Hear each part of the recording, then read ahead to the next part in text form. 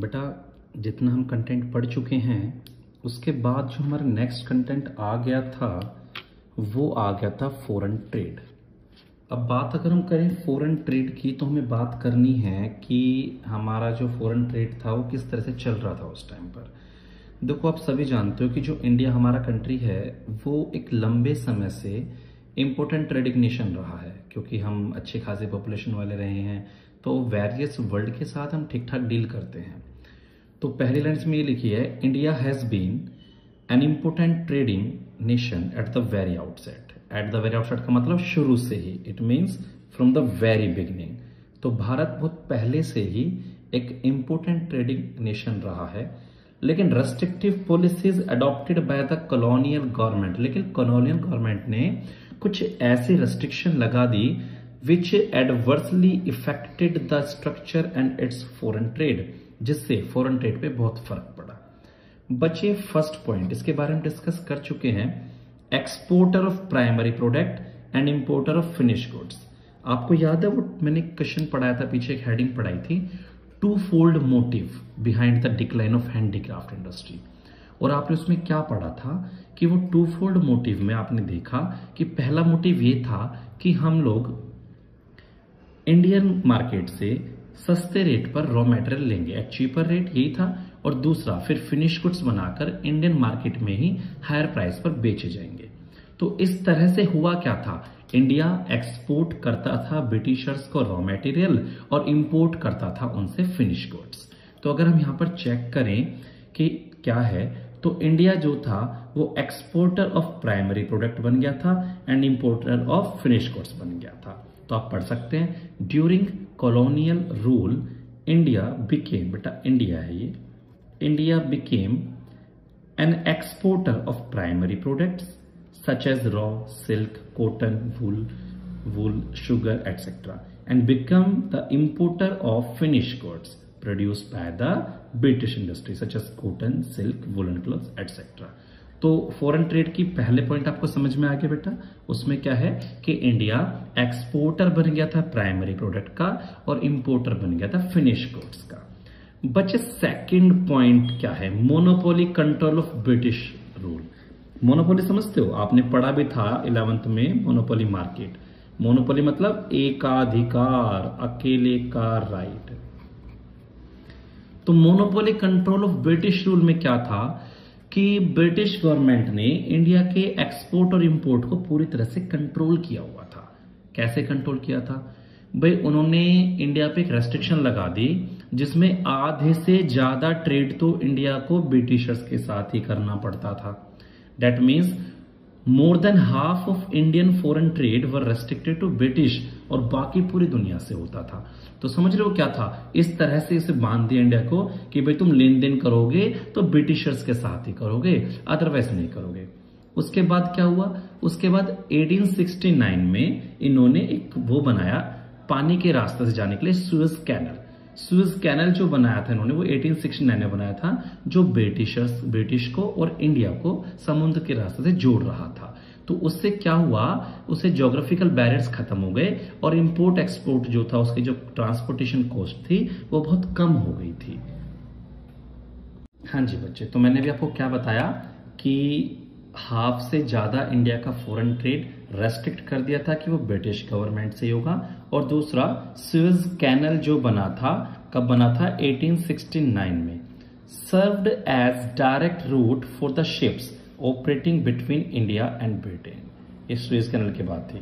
तो Suez canal पानी से एक रास्ता बना था समुद्र से, जो इंडिया और ब्रिटेन को जोड़ता था, जिससे ट्रांसपोर्टेशन कॉस्ट कम हुई।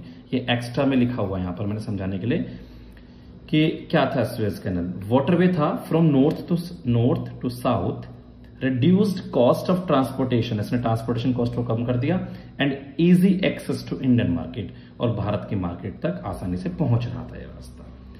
बेटा next, drain of Indian wealth during British rule. Drain का मतलब समझते हो ना, ड्रेन तो नाला होता है, नाला। तो drain of Indian wealth during British rule का क्या मतलब है कि ब्रिटिश रूल में जो भारत की जो वेल्थ थी वो बेकार जा रही थी, मतलब हमारी प्रॉपर्टी, हमारा पैसा बिल्कुल बेकार हो रहा था। कैसे हो रहा था बेटा, बच्चे जब इंडियन गवर्नमेंट ब्रिटिशर्स को एक्सपोर्ट करती थी रॉ मटेरियल, तो वहां से पैसा आता था बल्क में। तो जब वो पैसा आता था और ब्रिटिशर्स क्या करते थे, हम लोगों को जो सामान वहां से एक्सपोर्ट करते थे फिनिश गुड्स, वो बहुत महंगा बेचते थे। तो महंगा बेचने की वजह से क्या होता था, हम इंडियन सामान उनसे इतना खरीदते नहीं थे। तो जो हमारे पास इंपोर्ट से सरप्लस आता था, उस पैसे का क्या होता था, उस पैसे से क्या होता था, वो हमारा तो बेकार जाता था। तो वो पैसा भी ब्रिटिशर्स कैसे यूज किया करते थे, देखो क्या दे रखा है उसमें। तो under British rule Indian became exporter of primary goods and importer of finish goods. तो there was a huge export surplus due to excess export, जो मैंने कहा था एक्सपोर्ट ज्यादा होते थे। अब सरप्लस वॉज यूज्ड, क्यों होता था, टू इम्पोर्ट इनविजिबल आइटम्स। बेटा इनविजिबल आइटम्स मतलब क्या होते हैं, जैसे डॉक्टर वगैरह की सर्विस, इस तरह की सर्विसेज जो होती हैं। To meet expense on war fought by British government, और जब ब्रिटिश गवर्नमेंट लड़ाइयां करती थी ना, उसमें जो पैसा खर्च था वो सब वही यूज होता था। तो इस तरीके से हमने पढ़ा कि भारत के फॉरेन ट्रेड की क्या पोजीशन थी। बेटा आपने देखो शुरू से लेके 5 से 6 मिनट के बीच में सारी बातें करी हैं। अभी मैं एक बार फिर से बोल दूं क्या था। 3 पॉइंट इसके अंदर आपको लिखने हैं कि अगर आपसे कोई पूछता है what were the conditions of the foreign trade of India, then you have to write just 3 points बेटा। The first one is what India became the exporter of primary goods and importer of finished goods. The second one is monopoly control of Britishers. उसमें बेटा क्या था, उसमें ये था कि more than half of the Indian trade were restricted to Britain and उसके बाद जो बाकी बचा to other countries. एंड इसमें दूसरा पॉइंट क्या लिखना है आपको कि 1869 में एक वाटरवे स्टार्ट हुआ था, स्यूज कैनल, जिसमें जो इंडिया और ब्रिटेन को जोड़ता था, जिसमें शिप्स ऑपरेट करते थे। ये क्यों किया था, ये भारत की मार्केट तक इजीली एक्सेस करता था, आसानी से पहुंचता था, और दूसरी बात बची ये थी कि इसने ट्रांसपोर्टेशन कॉस्ट को कम कर दिया था। तो that was the overall condition of India's foreign trade during on the eve of independence. हाँ जी बच्चे, अब अगली जो हमारी हेडिंग है इसमें से 1 मार्कर बन जाता है, बिल्कुल बन सकता है, अच्छे से पढ़ के रखना है इसको। अब बात कर रहे हैं demographic condition during the colonial rule. तो कॉलोनियल रूल में हमारी डेमोग्राफिक कंडीशन कैसी थी, तो सबसे पहले तो बेटा high birth rate and death rate.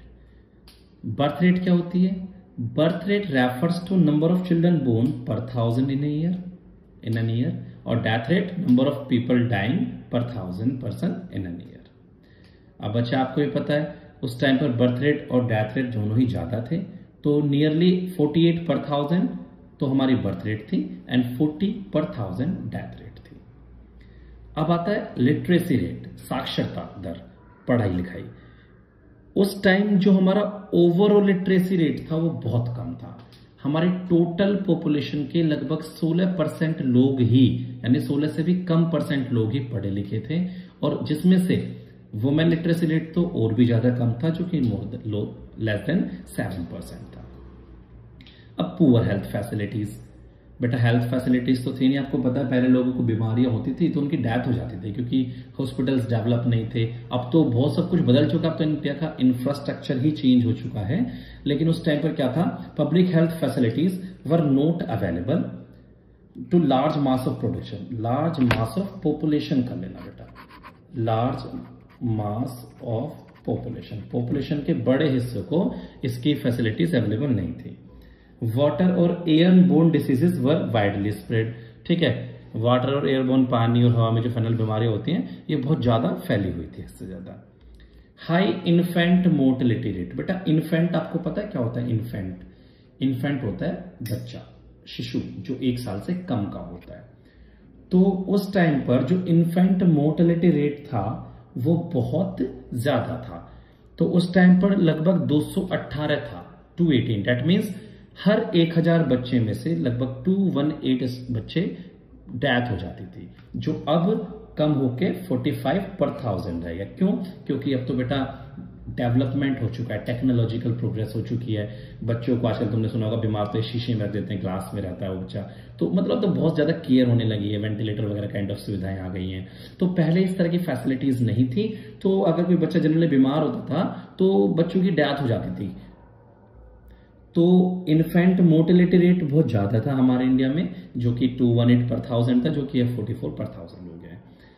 अब लाइफ जो एक्सपेक्टेंसी थी, लाइफ एक्सपेक्टेंसी क्या होती है कि number of years a person is expected to live, कि एक आदमी कितना जिएगा। तो पहले जो लाइफ एक्सपेक्टेंसी थी वो बहुत कम थी, ऑन एन एवरेज 44 थी, जो कि अब 68 हो गई है प्रेजेंट में। बेटा वाइड स्प्रेड पॉवर्टी, देखो पॉवर्टी के बारे में कोई डाटा तो है नहीं ऐसा कि कितने लोग गरीब थे, लेकिन ये था कि गरीबी बहुत ज्यादा थी उस टाइम पर।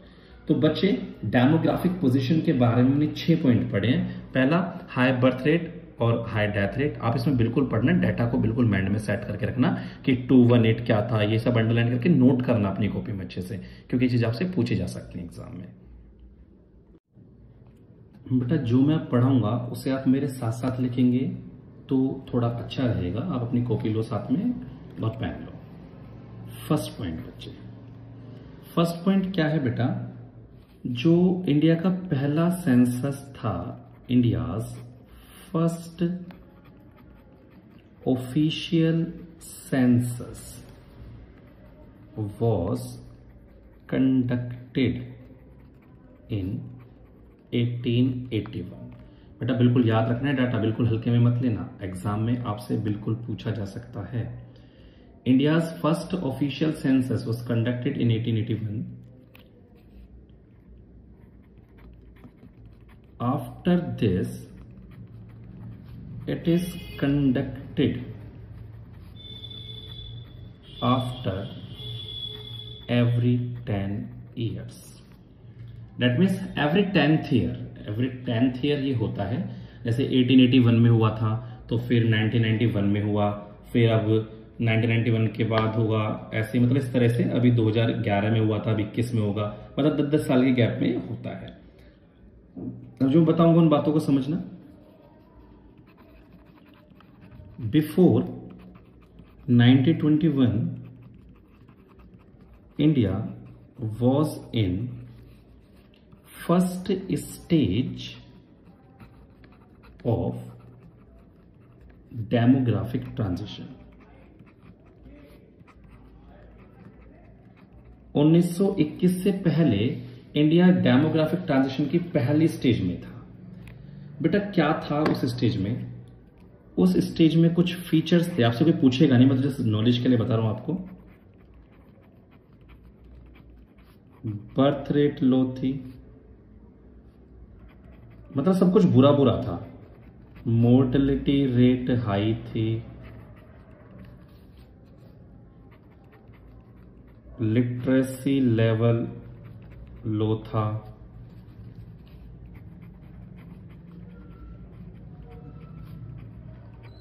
हाई डेथ रेट थी, लो लाइफ एक्सपेक्टेंसी थी। तो उस टाइम पर सारी चीजें वाज नॉट फेवरेबल। लेकिन बच्चे क्या हुआ, 1921 ईयर ऑफ ग्रेट डिवाइड इसे बोला जाता है। 1921 is also known as year of great divide. आपसे 1 मार्कर में पूछ सकता है which year is known as year of great divide, तो आपको क्या लिखना है 1921। क्या हुआ था इसमें? India entered in second transition, मतलब इसके बाद इंडिया सेकेंड ट्रांजिशन में पहुंच गया। अब सेकेंड ट्रांजिशन में पहुंच गया, ठीक है। अब एक बच्चा कह रहा है सर ये तो बता दो कि 1921 को ईयर ऑफ ग्रेट डिवाइड क्यों बोलते हैं। बेटा बिल्कुल बताऊंगा इसके बारे में, आपको कैसे नहीं बताऊंगा, सुनो क्यों बोलते हैं। पहली बात, before 1921 the population growth of India was not consistent। 1921 से पहले इंडिया की जो पॉपुलेशन ग्रोथ थी वो कंसिस्टेंट नहीं थी। कंसिस्टेंट नहीं थी, इसका मतलब, इस बात का मतलब क्या है बेटा इट कैप्ट फ्लक्चुएटिंग, ये बदलती रहती थी। There was increase in one census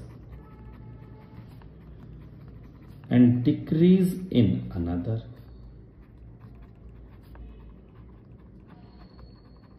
एक सेंसस में बढ़ रही थी बच्चे और दूसरे सेंसस में घटती जा रही थी, किसी में बढ़ जाती किसी में घट जाती। लेकिन क्या हुआ,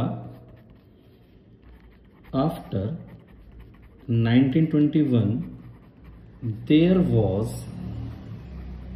consistent increase in population growth. लेकिन 1921 के बाद हमारी जो पॉपुलेशन ग्रोथ थी वो लगातार बढ़ने लगी थी। हुआ क्या, आपको कुछ डाटा समझाना चाहता हूं, कुछ बातें। बेटा इस चीज को थोड़ा सा क्लियर करने के लिए जो हमने बताया, थोड़ा डाटा अगर आप चेक करोगे तो समझ में आएगा आपको। 1891 में जो हमारी पॉपुलेशन थी वो 23.87 करोड़ थी, जो कि 1901 में राइज होकर डिक्लाइन होकर 23.8 करोड़ रह गई। डेट मीन्स क्या हुआ, डिक्लाइन हुआ, कितने का, 0.04 करोड़ का। उसके बाद क्या हुआ बच्चे, 1901 में कितनी थी, 23.84, जो कि 1911 में बेटा 25.21 करोड़ हो गए। डेट मीन्स राइज हो गई 1.38 करोड़ से। अब जो 1911 में 25.21 करोड़ थी वो 1921 में 25.11 करोड़ रह गई। तो डेट मीन्स यहां डिक्लाइन हो गई। कितने से डिक्लाइन हो गई, 0.07 करोड़ से। तो मैं आपसे यही तो कह रहा था कि 1921 से पहले तो हमारी पॉपुलेशन लगातार डिक्रीज हो रही थी, कभी इंक्रीज होती कभी डिक्रीज, तो फ्लक्चुएशन थी बेटा उस चीजों में। तो उसके बाद ही हमारा कंसिस्टेंसी आ गई, उसके बाद हमारी पॉपुलेशन लगातार बढ़ती चलेगी, वो हम डाटा के ऊपर बात करेंगे बाद में। तो इस चैप्टर की जो ओवरऑल पिक्चर है almost comes to an end, खत्म ही हो चुकी है। बस एक कंक्लूजन क्लास, अगली वाली क्लास जो होगी लगभग 40-45 मिनट का सेशन रहेगा वो, उसमें इसका पूरा कंक्लूजन करके चैप्टर बेटा हमारा फिनिश हो जाएगा।